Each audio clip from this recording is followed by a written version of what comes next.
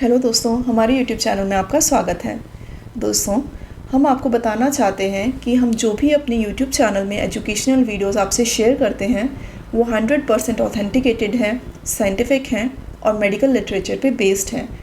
इसलिए अगर आपको हमारे वीडियोस पसंद आते हैं तो उन्हें ज़रूर लाइक कीजिए, हमें कमेंट सेक्शन में कमेंट करके ज़रूर बताइए और अगर आपको हमारे वीडियोस इन्फॉर्मेटिव लगते हैं तो उन्हें प्लीज़ शेयर कीजिए और हमारे चैनल को ज़रूर सब्सक्राइब कीजिए।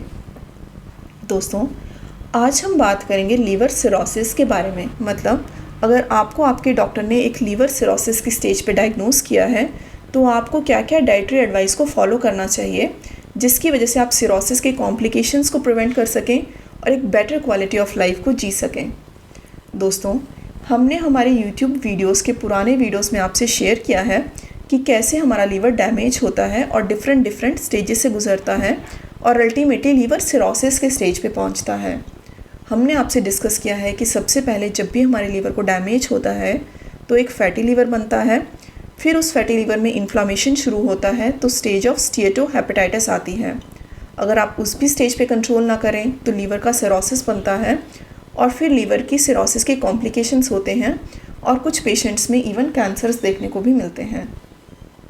दोस्तों, अगर आपको आपके डॉक्टर ने सिरोसिस से डायग्नोस किया है तो ये देखा गया है कि सिरोटिक्स पेशेंट, स्पेशली जो अल्कोहल की वजह से सिरोटिक्स बनते हैं, उनमें 80% पेशेंट्स में माल न्यूट्रिशन और फ्राइलिटी और सार्कोपीनिया मतलब एक बहुत पुअर मसल हेल्थ देखने को मिलती है।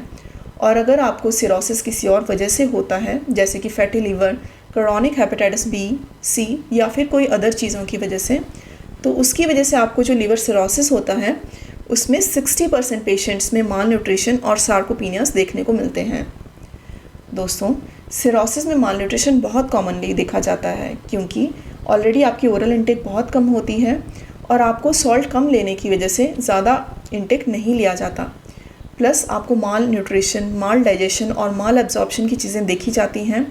प्लस सिरोसिस एक कैटाबॉलिक स्टेज होती है जिसमें आपकी बॉडी की मसल्स बहुत ज़्यादा डैमेज होती हैं और इंक्रीज एमोनिया होने की वजह से आपकी मसल्स पे डायरेक्ट मायोटॉक्सिन इफेक्ट होता है, मींस डायरेक्ट मसल्स को डैमेज होता है। इसलिए दोस्तों, अगर आप एक प्रॉपर डाइटरी एडवाइस को फॉलो करते हैं तो आप अपने आप को माल न्यूट्रिशन मतलब कुपोषण से बचा सकते हैं और आप अपनी मसल की हेल्थ को इम्प्रूव कर सकते हैं जिसकी वजह से आप अपने आप को सिरोसिस के कॉम्प्लिकेशन से बचा सकते हैं और एक बेटर क्वालिटी ऑफ लाइफ को जी सकते हैं। दोस्तों, अब हम बात करेंगे एक nutritional self management in patients with cirrhosis. मतलब अगर आप एक सिरोसिस के पेशेंट हैं और अगर आप क्लिनिकली हेल्दी हैं, मतलब आप नॉन हॉस्पिटलाइज्ड हैं, आप घर पर हैं और अगर आप नॉन ओबीस हैं, तो आपका जो डेली कैलोरीज इनटेक होना चाहिए वो होता है एटलीस्ट, मतलब कम से कम आपको 35 किलो कैलोरीज पर KG ideal body weight per day लेना चाहिए।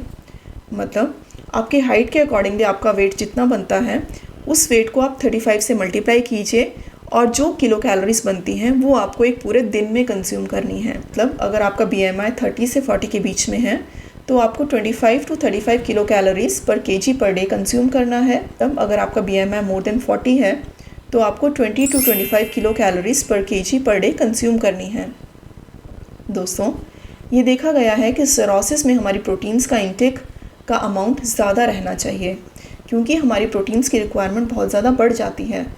इसलिए आपको इंश्योर करना है कि आप एक दिन में एटलीस्ट 1.2 से लेके 1.5 ग्राम्स पर केजी पर डे का प्रोटीन्स लें क्योंकि सिरोसिस में बहुत ज़्यादा माइक्रो और मैक्रो न्यूट्रिएंट्स का डेफिशिएंसी होता है। इसलिए आप अपने डॉक्टर से ज़रूर मिलिए और अपने माइक्रो और मैक्रो न्यूट्रिएंट्स का लेवल चेक करवाइए ताकि आप उन्हें टाइमली सप्लीमेंट कर सकें और एक बेटर क्वालिटी का लाइफ जी सकें।